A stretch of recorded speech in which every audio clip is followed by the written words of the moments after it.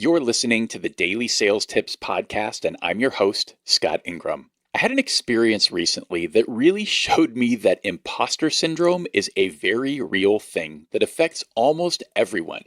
This happens when you might have some advice or a suggestion to share with a larger audience, but think something along the lines of, who am I to be sharing this?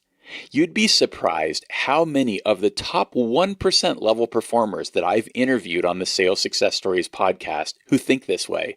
And if I'm honest, it affects me as well. Heck, I didn't really share many of my own thoughts for the first couple of years of hosting that podcast.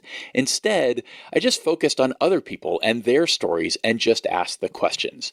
This show has forced me to share more and more of my own thoughts, mostly because I don't have enough tips to exclusively share other people's ideas, but I think it's a good thing. It's important to realize that we all have something of value to share and shouldn't be afraid to share it. We may not be the foremost expert in the world on a particular topic, but even if the idea helps just one other person, isn't it worth it? The process of getting your ideas out there and sharing the things that have helped you has the added benefit of clarifying your own thinking. Just like the best way to develop true mastery isn't just to do something, but to teach others how to do it.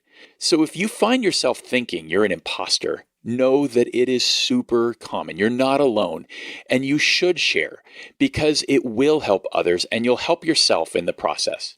There's always an opportunity for you to step out of that comfort zone and do that here. Everyone is welcome to submit a tip to be featured on this show, and I challenge you to do just that. On the dailysales.tips website, there's a link right at the top of every page with the instructions on how to submit a sales tip. Will you do it? Even though you might feel like an imposter, give it a shot. I'll bet you can help someone, or more likely, lots of someones. Then come back tomorrow for another great sales tip. Thanks for listening.